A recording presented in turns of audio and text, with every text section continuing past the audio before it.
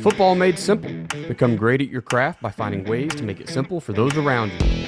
This is the Coaching 101 podcast hosted by Find a Way Productions with your co-hosts Daniel Chamberlain and Kenny Simpson.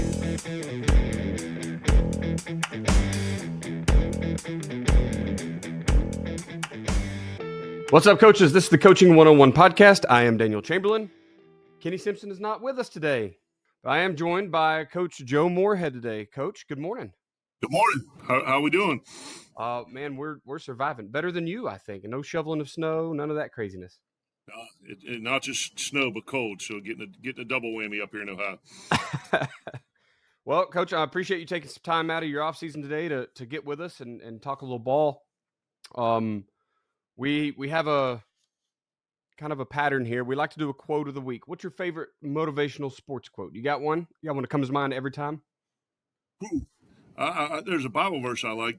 Proverbs 69 is my favorite one there. Man's heart plans his way. Lord determines his steps. And let me get. I'm actually quite a quote person and have an entire binder of them. So it'd be like trying to pick your favorite child. You don't want to do that publicly. So let me think on that a little bit when we circle back. No, you're good. The one we wrote down today was it's from Winston Churchill. Success is stumbling from failure to failure with no loss of enthusiasm. What we're going to talk today is a little bit of play calling. We'll talk a little bit about the state of college football. But, when it comes to play callers, offensively especially, we know that things don't always go exactly as planned. Things look really good in dry erase board or chalk or whatever you're using in your office to draw up what you think some scheme is going to hit well, and it doesn't always. And sometimes it's complete schemes are wrong. Sometimes kids are missing. There's a ton of reasons for failure, but just staying with it and having answers, I think is one of the most important parts of offensive play calling is just having answers when the defense is taking away whatever you like. And so, yeah, I kind of like that quote. It fits right in. What's up, coaches? I want to talk to you for just a few moments about your program. The longer I'm in this profession, the more I understand that efficiency is truly the name of the game. You're talking offense, defense, doesn't matter, right? Eventually, you're going to come down to checking out your efficiency. So I have to ask you, are you doing everything in your program the most efficient way, right? Are you fundraising the most efficient way? Are you representing your players and your program to the public in the best way? Are you planning to build the facilities the most efficient way? If you answered no to any of those, or really even if you answered yes to all of them, and you haven't contacted Mark Bridges at Ace Sports, you're missing a key step. So look, Mark and his team, they are the go-to group for video board and scoreboard installations for your school. They're not just football either. Mark can help you mock up your newest video board for your that new stadium or maybe even your old stadium, right? That's where Mark and the guys come in. And we're not just buying a flashy thing, right? Yes, it's nice. It's pretty neat to have that big scoreboard, that big video board, but you're also, you're investing back into that program. You're investing into that newest fundraiser. Sure, you can keep selling your discount cards, your beef jerky, hosting pie auctions, whatever it is that you like to do. But let's just be honest with ourselves, guys. We're not making enough money for those big ticket items. For the big ticket items like turf, an indoor facility, that's where you need a big ticket item fundraiser. That's what Ace Sports is offering you today. Guys, I've talked to Mark several times now, right? And it always comes down to big school, small school. Right? Well, of course, the big schools can afford that new video board, but the small schools really can't. It's just not true anymore, man. Your school isn't too small, and I promise. Okay, 1A, 2A schools, it doesn't matter. Mark and the guys, they're helping them out. Contact Mark today at mark.bridges@acesports.com and let him come give you a quote. Let him show you and your administration the plan. Now, really, it's the cheat code, right? Let him show you the cheat code that is fundraising with Ace Sports video boards. Tell him Daniel sent you.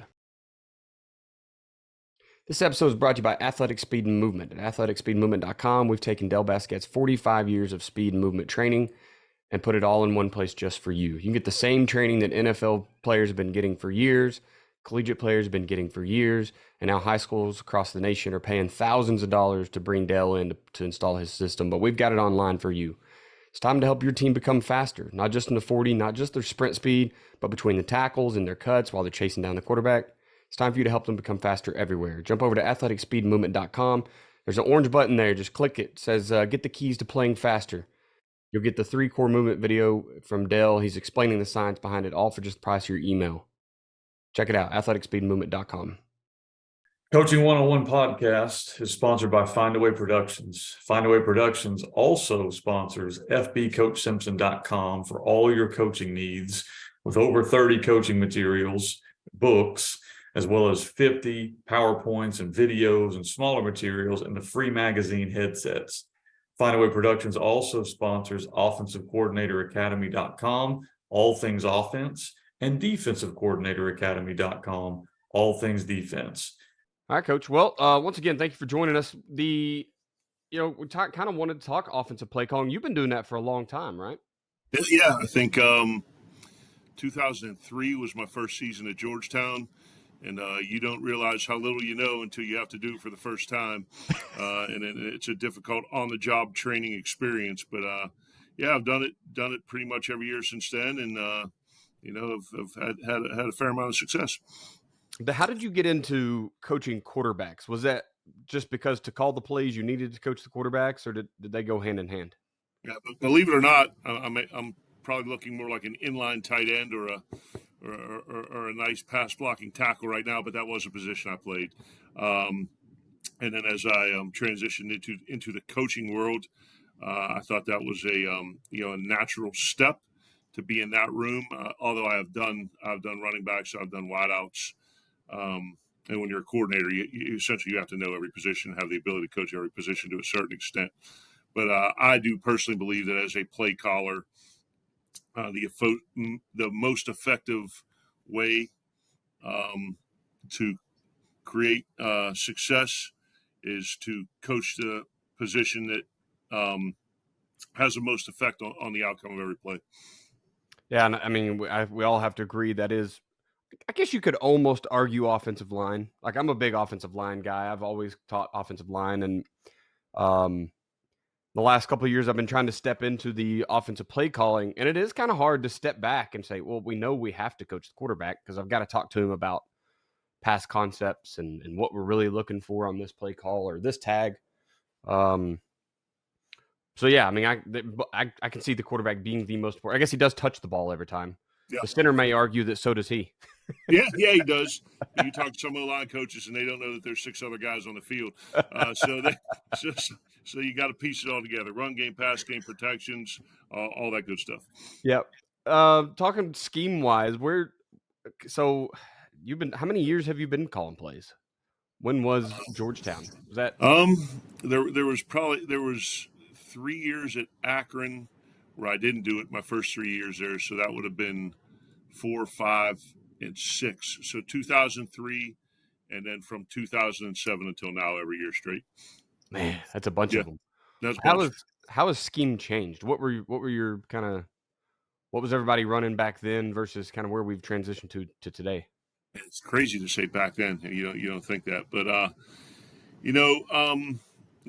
play at Fordham. I played in 2 different offensive systems. The one in my last 2 years was, the Bill Snyder system from Kansas State. My head coach was a guy named Nick Quartero, who's bounced around and been really successful. So we were really running kind of a precursor to the 11 personnel, check with me at the line of scrimmage. Really before everyone else was doing it. I couldn't run a lick, which was great, but I think one of the things that stoked, my desire to get into coaching, I started 3 years at Fordham as a quarterback and went to Europe to play for a year. Got into an Arena League camp and got cut after 3. So I knew I was getting into coaching, but that system at Fordham, which was the quarterback had an incredible amount of autonomy at the line of scrimmage. And I remember the terminology was either to improve the existing play call or change it completely. And it got to the point my second year there where, Coach Q would just signal into formation and allow me to call the play. So I thought that was really neat and gave a lot of ownership to the quarterback position. And then, my career ended and I started at Pitt and learned under Walt Harris. I mean, they were true pro style, 21, 12, every personnel grouping in the book, every formation, every motion, really a West Coast system, and tried to do that, and implemented a version of that my first year at Georgetown. And then really when I came to Akron and had the opportunity to become the coordinator in 2007 is really when we went to, primarily, what you see here, 11 personnel, tight end off the ball, a bunch of RPOs, West Coast pass game with shots down the field. combined with everything you see that we've kind of, been pretty creative with in the run game. I think that what you guys are doing, and it's growing in popularity around here as well. I truly call that football of the future. It's just this run all of the formations, right? And it's just tagging things up. The way we put our playbook together is we have 8 or 9 formations, but then we have 11 tags that you can use any of those conjunction together. So you're looking at 100 formations at the end of the game. The defense doesn't get to say, oh yeah, it's just their 8 base formations and they're going to tag it. Like, they don't get to say that. They have to align and defend. So I think that is offense of the future. It's just, you can't, I don't know how you would make a great game plan against. I used to be a DC, and that was what I did for my first 3 years of coaching. Weirdly enough, year 1, I was a DC, but I don't want to go back. It's hard, man. I don't envy those guys. They make it tough on us. Yeah, absolutely. How much is option football before the RPO brought it back? How much was our option football involved in your play calls? Yeah, you go back. I go back to the 2003 year at Georgetown, and we were really running just the base zone read. And I think at that point, only Ralph Friedgen at Maryland and Rich Rod were the ones that were really just running it. And there really wasn't much, I don't want to say sophistication, but it was essentially you run inside zone, you read the end. If he crashes, you pull and run.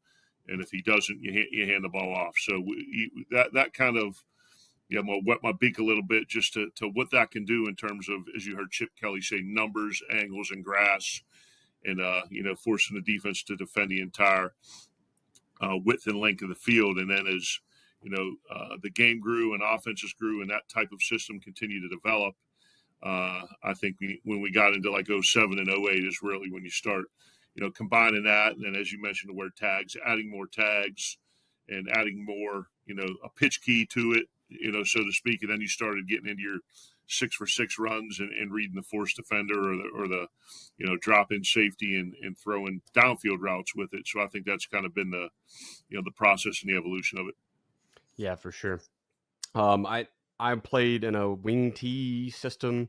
I called 03 back then because I was still playing ball in 06. And that was high school ball, unfortunately. You're young.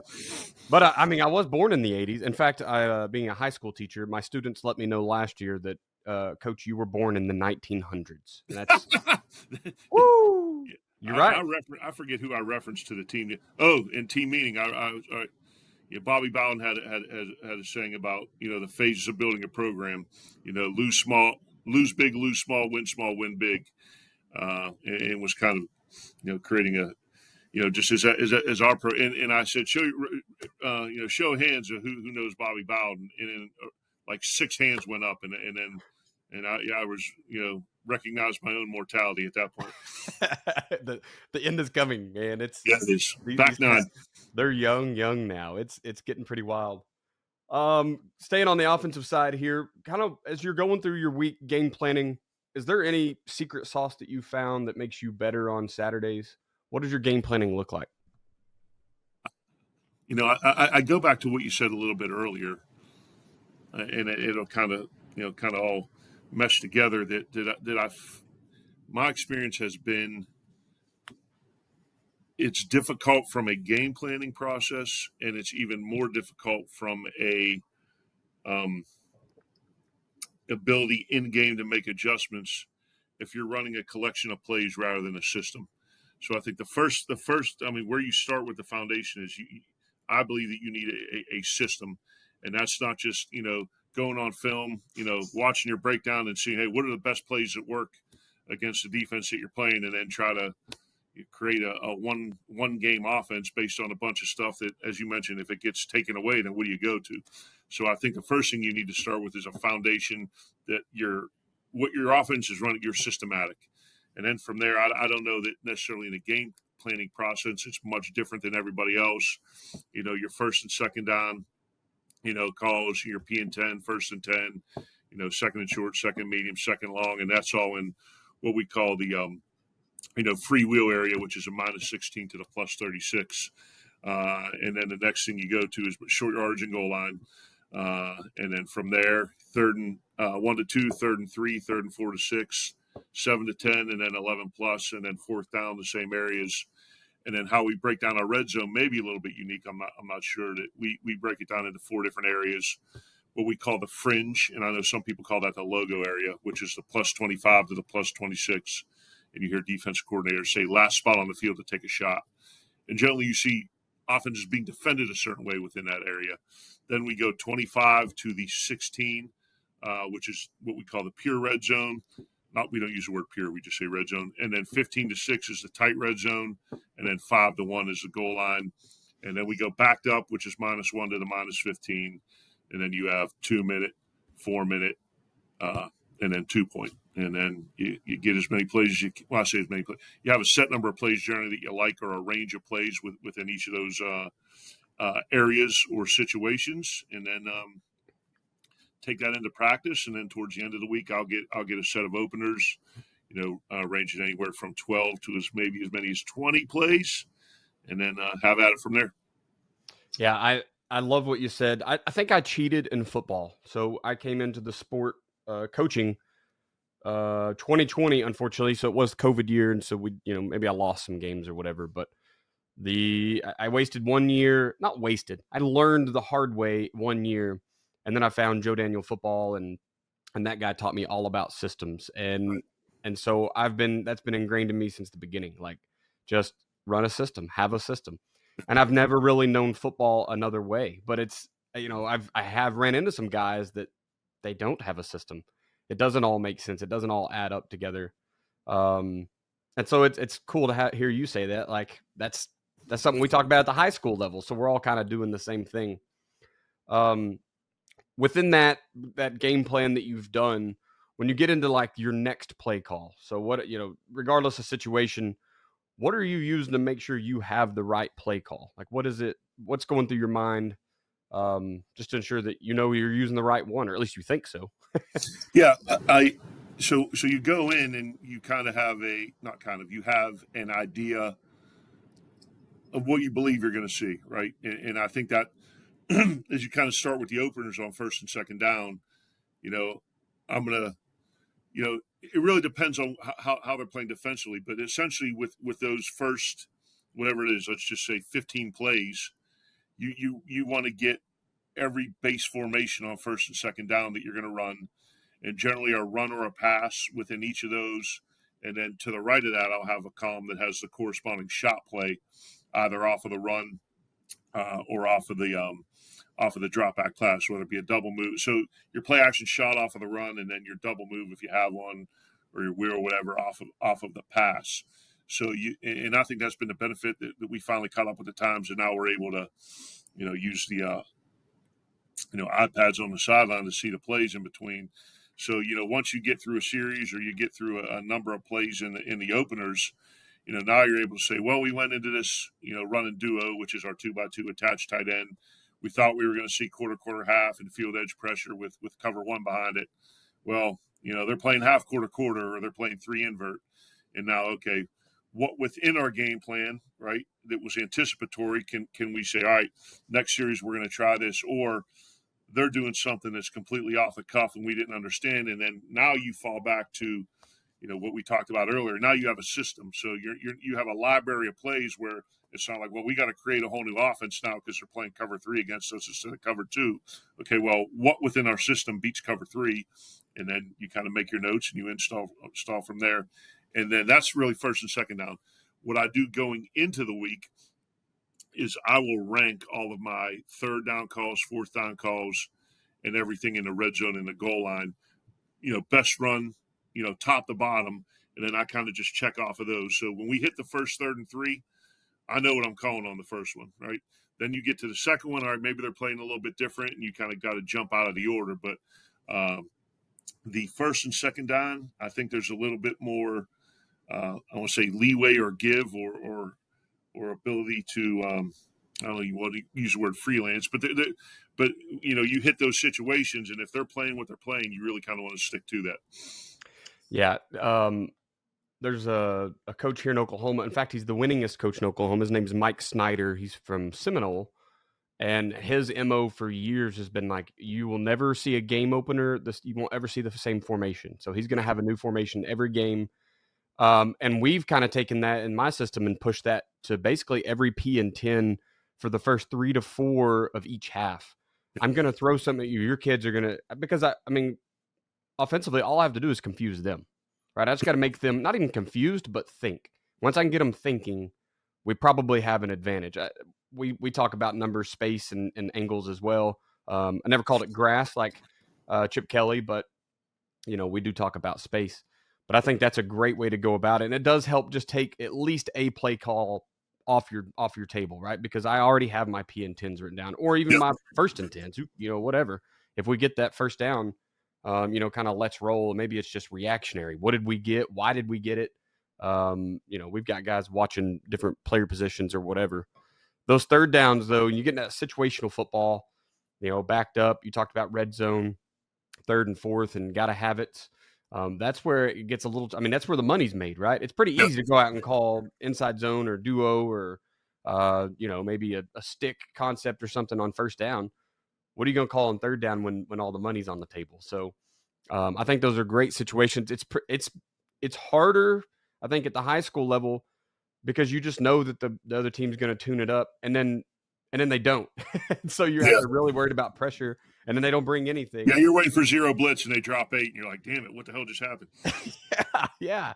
So it does make for a good time. I think and we just see so many defenses hanging on that right there. Like you talk about the difference between first and second down in situational football. In the age of analytics, the 4 statistics that hold true is the 4 biggest determining factors in the outcome of games is explosive play margin, turnover margin, third down conversion percentage for and against, and then red zone touchdown percentage for and against. So as you mentioned, you got to make your money on first and second down, creating explosive plays and protecting the football offensively. And then on third down, you got to stay on the damn field. And when you get down in that red zone area, you can't. I mean, you got to settle for 3, but you got to get as many 7s as you can. But you made a great point about those, those situational downs carrying a little bit more weight as it pertains to, the offense, being able to contribute to playing winning football. For sure. How much time throughout the week do you spend like just studying the defense? Do you just kind of get their base stuff and then scheme against it, or are you really into like the weeds on what they're going to do? So let's just say it's Sunday. We'll get done with reviewing the prior game. When the kids are done, I will watch the previous game. The most recent game completely is what I'll do. And then on Sunday night, I game plan 3rd and short and goal line. So I get that knocked out. Then come into the next day, and that's all first and second down game planning. And the next day, 3rd down and red zone. And then the next day, the rest of the situational stuff. Then throughout the course of the week, I'll try to watch 2 more games per day. And then as you get towards the tail end of the season, like you're talking about watching, 12 games. So what I don't like to use the word recency bias, but like you want to see, because defenses like often they change and evolve throughout the course of the season. So I don't like to go back and watch, if we're on week 10, watch game 1, because that's not the that's not the defense they are. But I also don't want to miss anything. So those are things that I'll watch, towards the tail end of the week. So I'll watch the most recent games early in the week and continue to watch the others throughout the course of it, kind of interspersed with the rest of the situational game planning. Y'all's film is already tagged up for you, right? Like it's already got all the data input through. What is the system you get your film from? We download a bunch of the stuff from PFF, but just in terms of our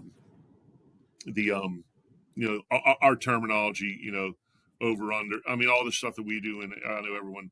I would think we talk about all this thing about setting the portal date and all this stuff. I would call for a full scale football. Term. We're calling it all the damn same thing. So so that way we can. Like, all right, it's not 9 robber or whatever the hell it is. It's all right, man. Let's get this thing up on the board. Let's all sit in a room. And what the hell is this coverage? And let's all call it that. So we're not all calling it 10 million. So when the offense comes out and the defense got something different on the script, we're like, what the hell are they playing here? I never even heard of this. So I vote for that uniformity and terminology. We That was a big conversation piece for us early this summer in the podcast world. And just, I started studying some of Saban's stuff, and the word slot, like it means 35 things in football, right? Like there's no, it's ridiculous. And as a young guy getting in, you just know whatever your head coach tells you, right? That's the terminology that it is. That's supposed to be the whole world. Yeah. But it's like getting out of your parents' house, right? That's not the way that everyone does it. And so, my God, man. People say we only speak one language. That's not true. We speak like 150 of them, because we call things like NCAA's field blitz with the Sam and the Mike. I've literally, all the places I've heard that called. We got to just call that something, man. That's wonderful. Well, Coach, we'll push out of the offensive side here. I appreciate your insight there as a young budding play caller. I'm always looking for the next way to like better my system, better my game, play calling. Like, I'm going to talk NCAA football now. So we generally deal with the high school world, but what's going on at the NCAA level is starting to affect us as high school coaches, right? We're watching a lot of rule changes. We've talked transfer portal and NIL.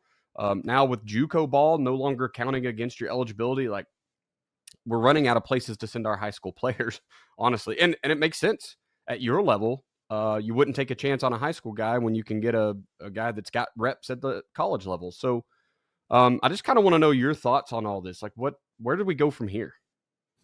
That's a good question, and I think we'd all be a lot richer if we had a great answer. I don't know. I'm a bit of a traditionalist in the sense that, and when I you bring these kids in for visits that are in the portal, and the one thing that you talk about is what criteria do you if you were my son, what would I and the two criteria would be opportunity and development, because the current landscape of college football does not allow you to build a relationship, because there's not enough time. And in the old days, right, you would start recruiting kids as a sophomore or junior. You'd be on campus in the spring. They'd come to a spring practice. You'd have a couple junior days. You'd get to, they'd come to a game. There'd be an official visit, and then there was one signing period, and you got to know mom, dad, aunts, uncles, brothers, sisters, everybody, and then they were in your program for 5 years. And that's just, it ain't going the other way. And not to say one or the other was right. People once thought the square wheel was right, but we can't unring this bell. And as you mentioned, they're even talking about 5 full years of eligibility as opposed to a redshirt year, and then the portal, and then you throw the new JUCO rolling in here. And I know it was just an extension of eligibility for 1 year now, but I do believe, if I'm guessing, that it'll completely pass. But yeah, it's the portal minimized available scholarships for high school students in numbers that I've seen by relatively 40%. And now you throw this JUCO thing on top of it. And listen, I'm experiencing it firsthand. My youngest son's a 2026 quarterback with some early offers, and I'm trying to give him advice as best as I can, but it's tough sledding for all positions in high school. But I think, particularly for the quarterbacks. Yeah. Do you think, like, we kind of see it in my little circles that I talk in with football, that JUCOs will become kind of the premier football spot because you get a chance to raise your clout, to get a little more NIL.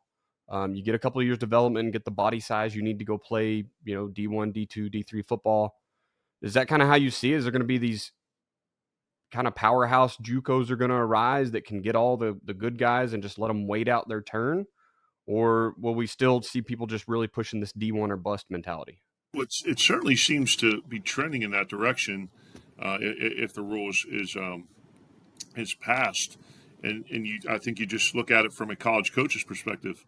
Would you rather have a high school player that's just graduating and can get there mid-year and doesn't have any experience past high school, or a kid that's going into a JUCO and is playing 2 full seasons against really good competition, and guys who are ended up back at the JUCO from a bounce back guys, or guys that are going up, and then they graduate with 2 years experience playing college football. They're 20 years old, and now they have 4 years left. Yeah. So, it would make a lot of practical sense for colleges to utilize that, because it's almost just like getting a portal player, right? The question becomes, you take the portal guy who's got a bunch of years of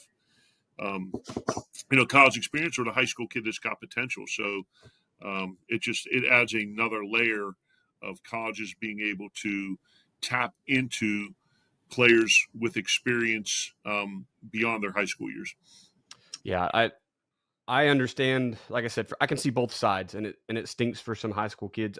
We've got kids that were already bubble kids, right? Like they probably were D3 NAIA kind of kids, and maybe D2, and now I'm not sure that there aren't D1 kids at all those levels. So it's like, how do you tell a kid to even go out and sell themselves? Like, what level do you go approach now? Where JUCO was the bounce back option, now it's that's where I want to start option. It's just getting tough for high school kids to get recruited, right? My suggestion would be cast a wide net, and if you only have one pole in the water, you can only catch one fish. Yeah. If you have 50 poles in the water, you still may only catch one fish, but at least you have a chance to catch 50. And you could get a million no's, but you only need one yes. And heck, and that's why, like, you talk about the JUCO thing. I mean, we lost players this year to Ole Miss, Louisville, Maryland, Purdue, Oklahoma State, and West Virginia. And those are guys who we brought in, and they either had no other offers out of high school, or they were at another Power Four, bounced back to us, and then got their kind of resume right. So that not only are schools using the JUCOs, but essentially lower level schools have become feeder systems for bigger schools too. So, yeah, it's a unique world we're living in.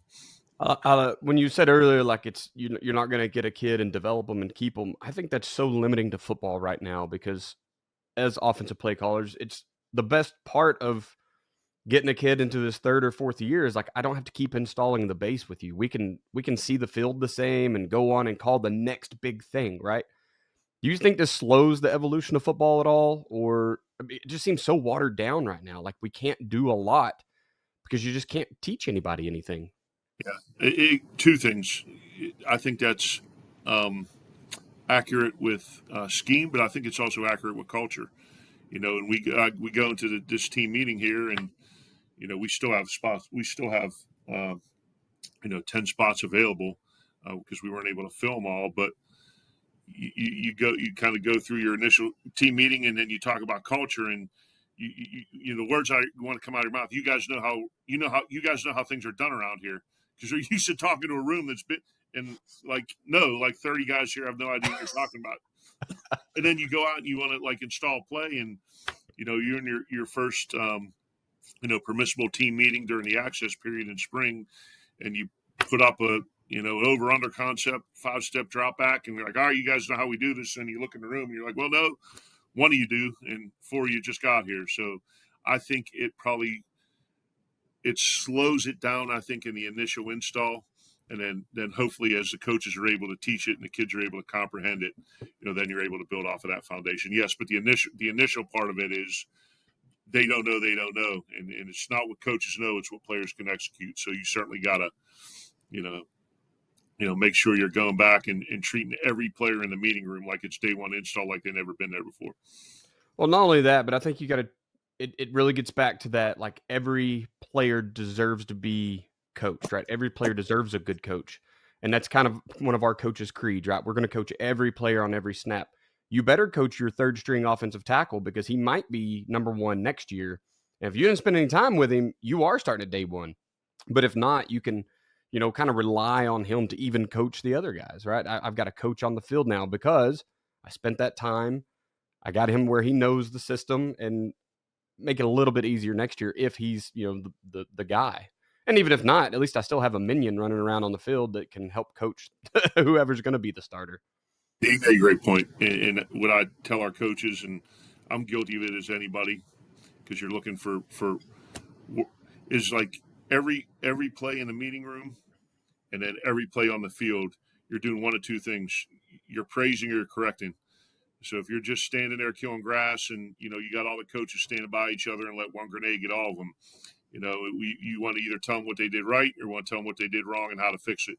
And we try to avoid being let's go coaches. Play ends and something's wrong. let's go ain't correcting it. I mean, certainly you got to get them going if there's a lack of effort, and we got to, coach that as well. But in terms of every single play in the meeting room or on the field, you're either correcting it or you're praising it, or else it's not going to get any better in either regard. I'm smiling over here because I just love it. That's the exact culture I want to be coaching in right there. Is don't be afraid to coach, right? No, you're not a whistle holder. Nope. Well, awesome, Coach. Well, man, I don't want to take up too much of your time. Once again, I greatly appreciate you jumping on with me this morning. If somebody wanted to reach out and just say hi, is there anywhere they can send an email or any kind of a message?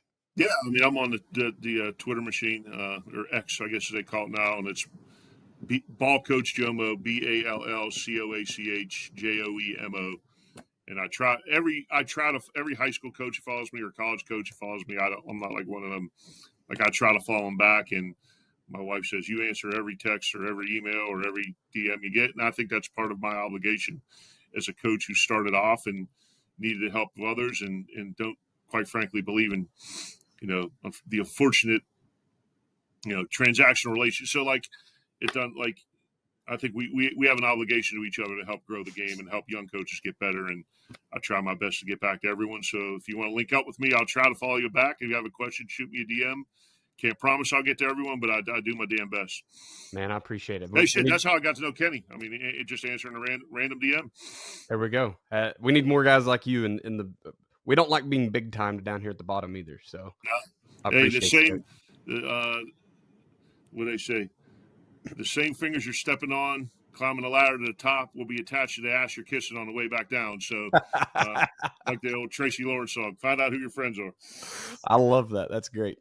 All right, we'll do a close out here, Coach, real quick. Guys, my social media is at Coach Chambo. Okay, you can find me on Twitter or X or whatever we're calling it. You can email me at chamberlainfootballconsulting@gmail.com. If you want to come on and be a guest of the podcast, if you've got questions for any future guests, just let us know. I'm also over at YouTube and Patreon. You can find a place to link up with me. Kenny is at FB Coach Simpson. That's everywhere. Everywhere is FB Coach Simpson. FBCoachSimpson.com is where he hosts the Gun Tea program. He's got the Headsets magazines are coming out. Just finished my article yesterday. If you'd like to become a published author, that's a really easy way to do it and talk about something that I'm assuming you probably love in the game of football. The podcast is at Coaching 101 Pod on Twitter. I want to thank you for being a listener to the Coaching 101 podcast. We'll hope you join us next week as we continue to make the complex more simple. Please consider subscribing to the show so you always know when the new episodes are out. We'll leave you with this. It's hard to beat someone who never gives up. No matter the situation, find a way.